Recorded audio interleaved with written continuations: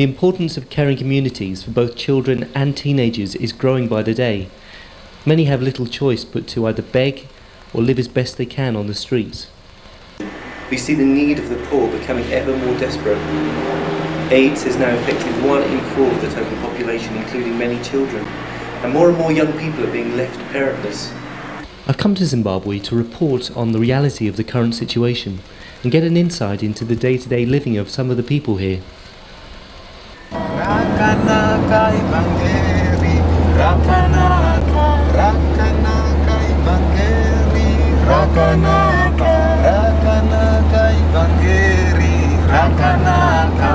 As I start my journey and my quest to find some answers about the truth about life in Zimbabwe, I realise I don't really know what to expect. Of course, I found out a little about the history and culture from my handbook, and my companion Kathy Suster, who lived here until she was 16, has given me an insight. But even she believes the country has changed in the current political climate. Inflation has risen, the Zim dollar is devalued, and many government-run services have deteriorated. More important than that, however, as the President Robert Mugabe continues to be amongst the top 10 richest people in the world, the welfare system is effectively bankrupt, unable to provide a service to its people of any value whatsoever. The very constitution of the country itself is in deep crisis as people question whether the country really is a democracy or is now a dictatorship. These crises have resulted and are resulting in much suffering, whether it's orphaned and abused children, some having contracted AIDS, hungry and with no place to go, or it's commercial farmers being beaten and killed for misdeeds carried out by their forefathers.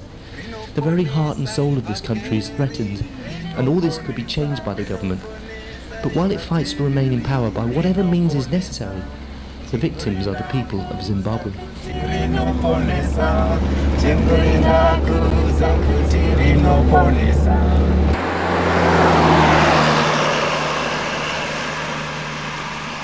Our first visit in the country is here in Chinhoyi, where Aurel Oliveira is the chairlady of a charity which owns a local orphanage, or safe house as it is more commonly known. With the help of others, the charity organisation runs the institution along with a nursery school and a limited welfare service. Colin, who works as the administrator of the site, invited us to join him as he teamed up with Ershwin, head of the local church, delivering food to the very poor village of Shackleton.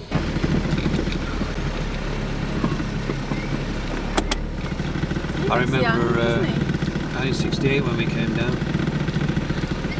and it was a colonial responsibility for all the streets and everything. Yeah, and R8.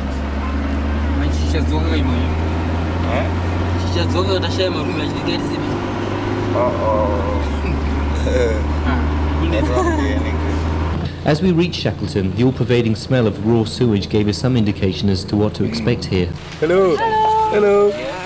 But it wasn't until we reached our first destination that we appreciated the real need for help from charitable organisations running a welfare service of this kind. The swollen stomach of the child at this house told a story and made it very clear. Yeah, he's in there as well, yeah?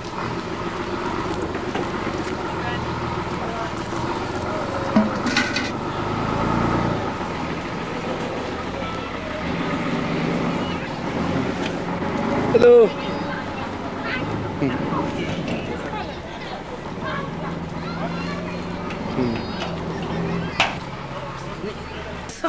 So there are lots of needs, lots of needy people.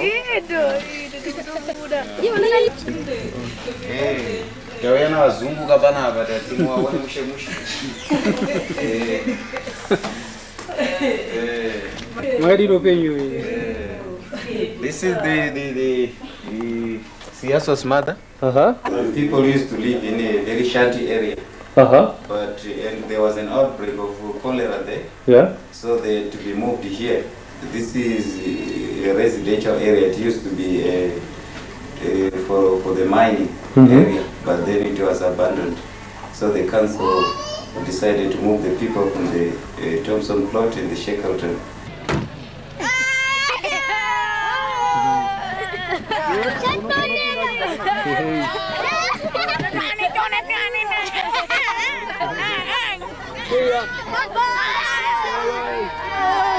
In spite of their situation, that first family typified the resilience of spirit here.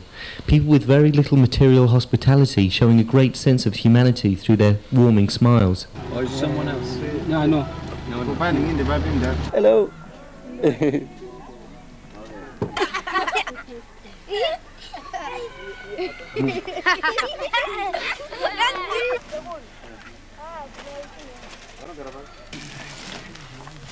The reason for the smell became clear after we drove through a river of it. The sewage system had broken down, creating another haven for cholera.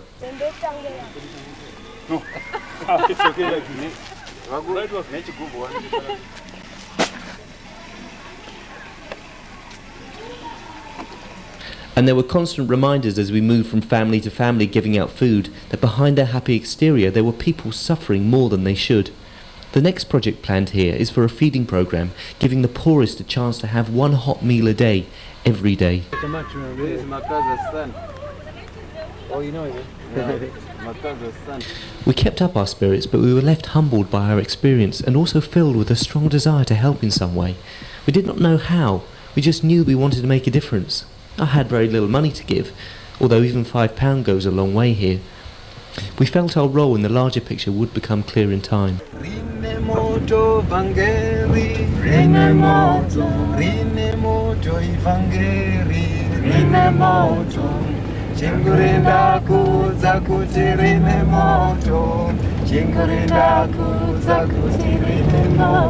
Rinoponesa Evangeli, rinoponesa, rinoponesa Evangeli, rinoponesa. Jingurinda kuza kuti rinoponesa, jingurinda kuza kuti rinoponesa. My name is Aurel Olivier, and I live in Chinhoyi, and I am the chair lady of the Good Shepherd Centre. It's an orphanage, although we don't like to call it that because children don't like to be called orphans. We just call it a centre, and we just look after little children who don't have mums and dads. It all started years ago in 1989 with Reverend Randall Bush. He had a vision for little children at that stage. It was mostly abused children. There's a lot of abused and physically and ill-treated children, and there's just nowhere for them to go. There's no safe place at all. And that's how it all started. He wanted it basically like a safe house.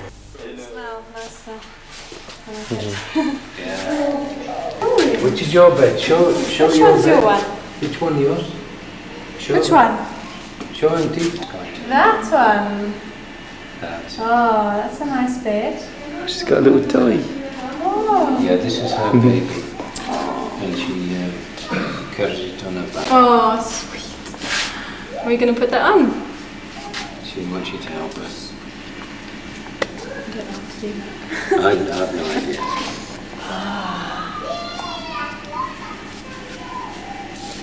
And she'll just carry that all day long. Oh, yes. Tuck it in, hey? Let's see if that works. There you go. Tiles. So it's the boys. And this Boys is the one. boys' shower. And it'll look nice once it's Are you well? once it's got the wall tiles on. And the floor tiles, it'll really look nice. Although not completely finished, this safe house is providing comfort and security for children in need, and with the guidance of their house parents, gives them hope for the future. AIDS, it's a terrible thing. I mean, it's caused such devastation and such a lot of unhappiness. But to me, I've seen it as an opportunity. If we could just catch the vision, and we don't just need one orphanage, we need so many homes throughout Africa. But we need caring people to set them up. We've got a couple out at the moment for 6 months, and it's been wonderful. She's taught in the nursery school during the school term. Her husband has overseen a lot of the administration, the building. And we were so praying that someone would come when they go, even if it was for a few weeks, and then somebody else would come, that we had a presence at the centre most of the time. Why don't you go back a bit and you'll get more of them. Okay. End of the line, boys. Do a funny face as you come by. Yeah, funny face. Yeah. Funny face. funny face.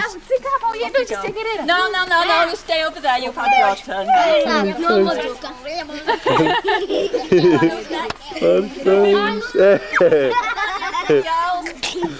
Excellent.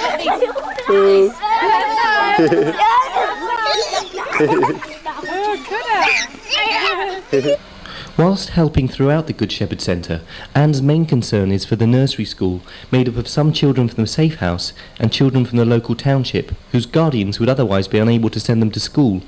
I asked her about the hardships faced by work of this kind, and also the changes she has seen in the children, both at the Safe House and nursery school. I think you've really got to have a heart to want to do this work.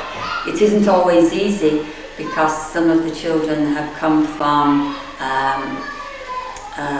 places where they've been ill-treated or abused, or they're not used to the love which we want to give to them, and you've got to get their confidence to react to you.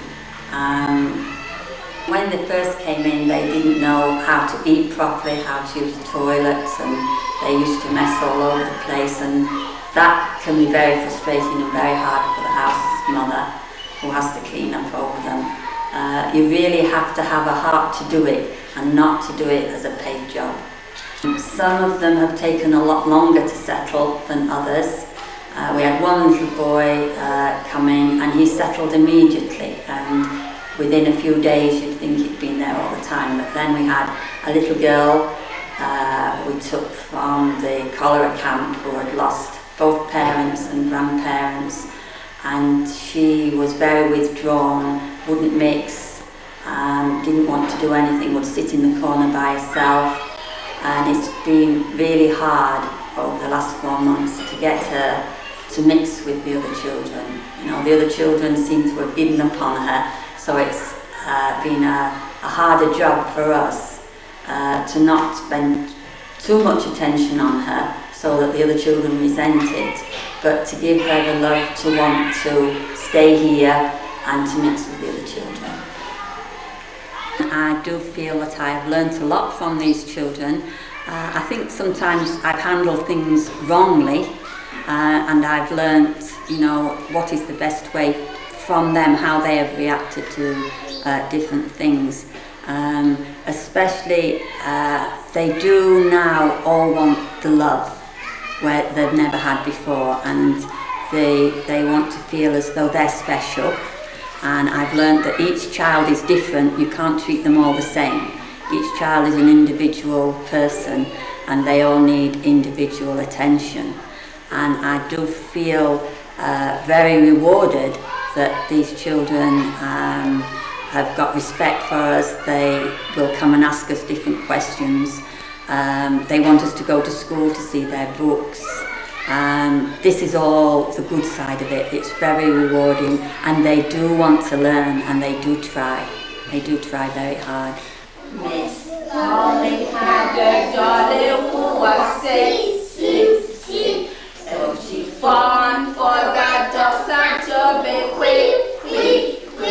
I come here and stay with my grandmother, and then my grandmother died with that problem, and then I was staying alone without having food and anything, and I go to Miss Olivia, said that I don't have anybody who can support me, and she said, wait, if you open our orphan center, we'll take you and start working.